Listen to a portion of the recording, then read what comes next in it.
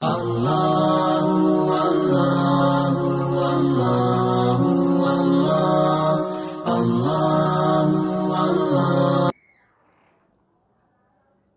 للہ رب العالمین وبہ نستعین اما بعد فاعوذ باللہ من الشیطان الرجیم بسم اللہ الرحمن الرحیم وجعلنا ابن مریم وامہ آیۃ وآویناہما الی ربوۃ ذات قرار ومعین صدق اللہ مولانا العظیم۔ بزرگان محترم، سامعین کرام، حضرت مریم سلام علیہا کی حالات زندگی اور ان کے لڑکے حضرت سیدنا عیسیٰ علیہ الصلاۃ والسلام کی معجزانہ پیدائش کے متعلق سلسلہ وار گفتگو ہماری چل رہی ہے، اور اسی کا ایک حصہ آج میں آپ کے سامنے رکھنے جا رہا ہوں۔ اب ہمیں یہ جاننا ہے کہ حضرت عیسیٰ علیہ الصلاۃ والسلام کی پیدائش کے بعد ان کے بچپن کے جو حالات ہیں وہ کیا ہیں، ان کا بچپن کہاں گزرا۔ اس سلسلے کے اندر ایک بات ذہن میں رکھیں آپ کہ مفسرین کرام کے درمیان، یعنی کامنٹیٹرز آف دی ہولی قرآن کے درمیان اختلاف پایا جاتا ہے زمانے کے بارے میں اور جگہ اور وقت کے بارے میں، کہ آخر وہ کون سا زمانہ ہے اور وہ مقام کون سا ہے، وہ جگہ کون سی ہے جہاں پہ حضرت عیسیٰ علیہ الصلاۃ والسلام کا بچپن گزرا۔ تو اس سلسلے کے اندر مفسرین کرام دو گروہ کے اندر تقسیم ہو جاتے ہیں۔ ایک گروہ کا یہ ماننا ہے، ایک جماعت کا یہ ماننا ہے کہ جہاں حضرت عیسیٰ علیہ الصلاۃ والسلام کی پیدائش ہوئی تھی، جو تقریباً بیت المقدس سے 7-8 میل کے فاصلے کے اوپر جو مقام تھا بیت اللحم، جہاں پہ حضرت عیسیٰ علیہ الصلاۃ والسلام کی پیدائش ایک کھجور کے درخت کے سائے میں ہوئی تھی، اور پروردگار عالم نے اس سوکھے ہوئے درخت کو ہرا بھرا کر دیا تھا، کھجوریں لگ گئی تھیں، اور قرآن مجید نے کہا وَهُزِّي إِلَيْكِ بِجِذْعِ النَّخْلَةِ تُسَاقِطْ عَلَيْكِ رُطَبًا جَنِيًّا، یعنی حضرت مریم سلام علیہا کو پروردگار عالم نے یہ حکم دیا کہ کھجور کے تنے کو پکڑ کے ذرا ہلاؤ اپنی طرف، تو پکی ہوئی تازہ کھجوریں اوپر سے گریں گی۔ اور پھر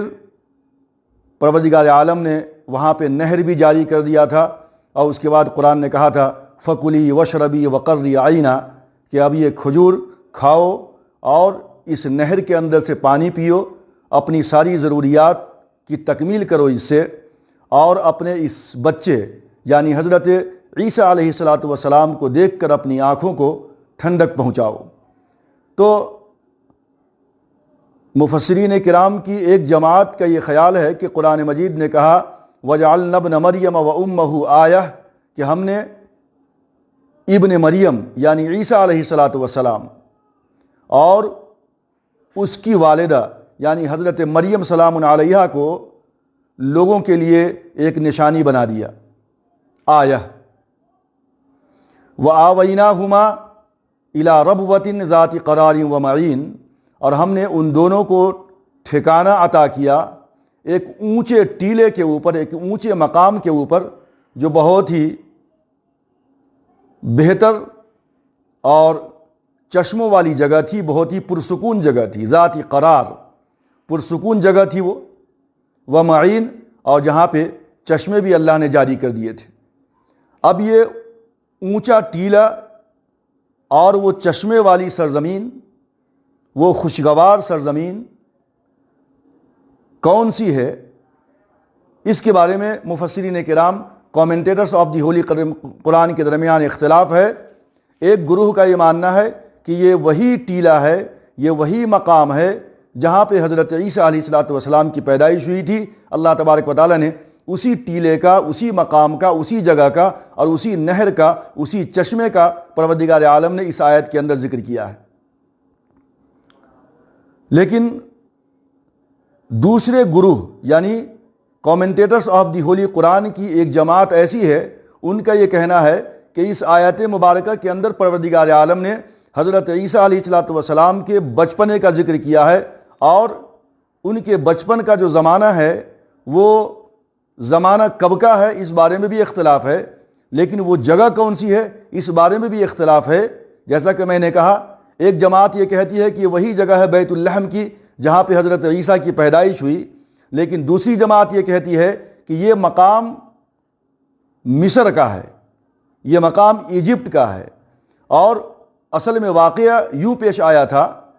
کہ جس وقت حضرت عیسیٰ علیہ الصلوۃ والسلام کی پیدائش ہوئی تھی تو اس وقت اس علاقے کا یعنی سرزمین فلسطین کا جو کنگ تھا، جو بادشاہ تھا، جو حکمراں تھا، جو شہنشاہ تھا، وہ ایک یہودی بادشاہ تھا، اور اس کا نام تھا ہیروڈیس یا ہیروڈ اینٹیپاس۔ اس بادشاہ نے ایک خواب دیکھا تھا، اور جب اس نے اپنے اس خواب کو اپنے دربار کے نجومیوں کے سامنے بیان کیا تو نجومیوں نے اس خواب کی تعبیر یہ بتلائی کہ آپ کی سلطنت کے اندر ایک لڑکا پیدا ہوگا اور وہ لڑکا آپ کی ہلاکت کا باعث بنے گا، اس لڑکے کی وجہ سے آپ کی سلطنت تباہ و برباد ہو جائے گی اور آپ کی بادشاہت چھن جائے گی، ختم ہو جائے گی۔ جس طریقے سے فرعون نے کبھی خواب دیکھا تھا، اور اس وقت کے درباریوں نے، نجومیوں نے بھی فرعون سے یہی کہا تھا کہ آپ کی سلطنت میں ایک بچہ پیدا ہوگا جو آپ کی سلطنت کو تباہ و برباد کر دے گا، اور پھر فرعون نے یہ حکم دیا تھا کہ میری سلطنت کے اندر جتنے بھی بچے پیدا ہوں ان کو قتل کر دیا جائے اور لڑکیوں کو چھوڑ دیا جائے۔ بالکل اسی طرح ہیروڈ اینٹیپاس یا ہیروڈیس جو یہودی بادشاہ تھا فلسطین کا، اس نے بھی نجومیوں کے کہنے کے بعد کہ آپ کی سلطنت میں ایک لڑکا پیدا ہوگا جو آپ کی ہلاکت کا باعث بنے گا، اس بادشاہ ہیروڈیس نے بھی یہی حکم دیا فرعون کی طرح کہ پورے کے پورے سیریا کے اندر یا فلسطین کے اندر جتنے بھی لڑکے ہوں پیدا، لڑکے کی پیدائش جتنی بھی ہو، تمام کے تمام لڑکوں کو قتل کر دیا جائے اور لڑکیوں کو چھوڑ دیا جائے۔ ایک بات یہ بھی ذہن میں رکھیں کہ اس زمانے کے اندر اس علاقے میں جو بادشاہ ہوا کرتا تھا اس کی کوئی اپنی طاقت و قوت نہیں ہوا کرتی تھی، بلکہ وہ ایک کٹھ پتلی کی طرح رومن شہنشاہ کے انڈر میں وہ بادشاہ ہوا کرتا تھا۔ روم کا بادشاہ جو حکم دیتا اسی کے مطابق یہ فلسطین کے بادشاہ چلا کرتے تھے، اور جو بھی حکم نافذ کرتے اس کو پہلے شہنشاہ روم کی جانب سے اجازت لینی پڑتی تھی۔ تو بالکل یہ بادشاہ گویا کہ ایک کٹھ پتلی کی طرح تھا، یعنی یہ فلسطین کا علاقہ رومن امپائر کے اندر میں ہی آتا تھا۔ جس طریقے سے ہندوستان کی سرزمین پہ جب انگریزوں نے حملہ کیا اور انگریزوں کے قدم جب مضبوط ہو گئے تو انگریزوں نے یہ پالیسی اختیار کی تھی کہ ہندوستان کی جس سرزمین کے اندر کوئی راجا اگر مضبوط پوزیشن میں ہوتا تو اس کو وہاں کا حاکم بنا دیتا انگریز۔ اگر کسی جگہ پہ کوئی نواب بہت ہی طاقتور ہوتا تو انگریز کیا کرتے تھے کہ اس نواب کو اس علاقے کا حاکم بنا دیتے، لیکن چاہے وہ راجا ہو، مہاراجا ہو یا وہ حاکم ہو، کوئی نواب ہو، اپنے علاقے کا وہ انگریزوں کے انڈر میں ہوا کرتا تھا، اس کی اپنی حکومت اور اپنی سلطنت نہیں ہوا کرتی تھی، وہ انگریزوں کے انڈر میں کٹ پتلی بن کے رہا کرتا تھا۔ بالکل اسی طریقے سے حضرت عیسیٰ علیہ الصلوۃ والسلام کی پیدائش کے وقت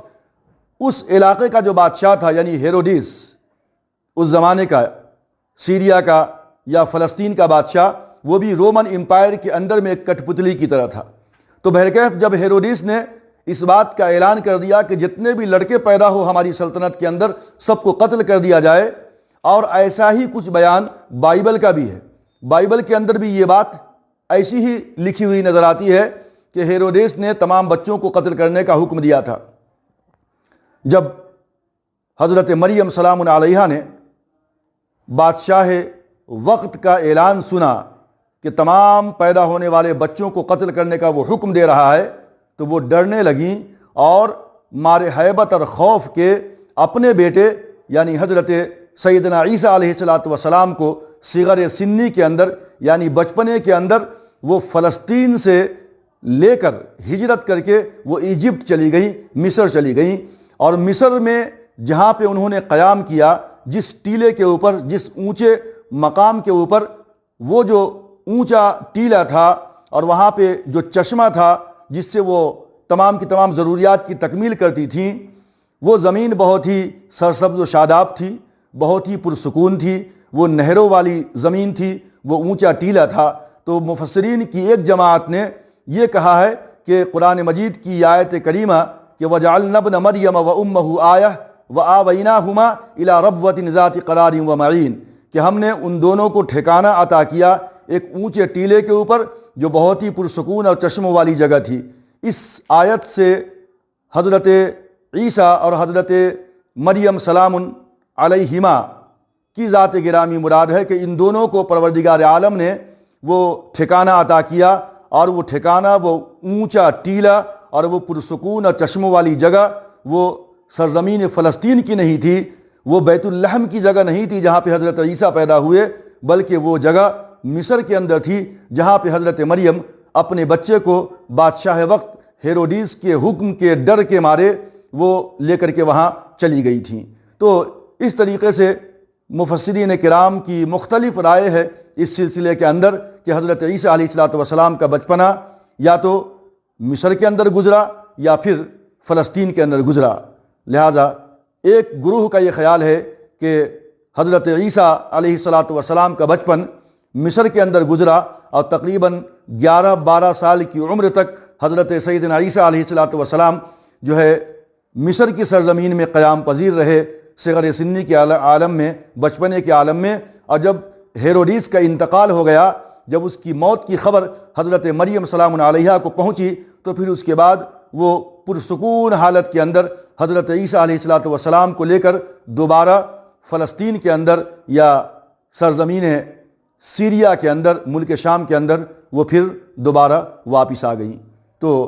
یہ کچھ باتیں تھیں حضرت سیدنا عیسیٰ علیہ السلام کی بچپنے کے متعلق۔ انشاءاللہ تبارک و تعالی مزید گفتگو کا سلسلہ جاری رہے گا۔ اللہ تبارک و تعالی سے دعا ہے کہ اللہ تعالی ہم تمام لوگوں کو قرآن کو سمجھ کر پڑھنے کی توفیق عطا فرمائے۔ آمین یا رب العالمین۔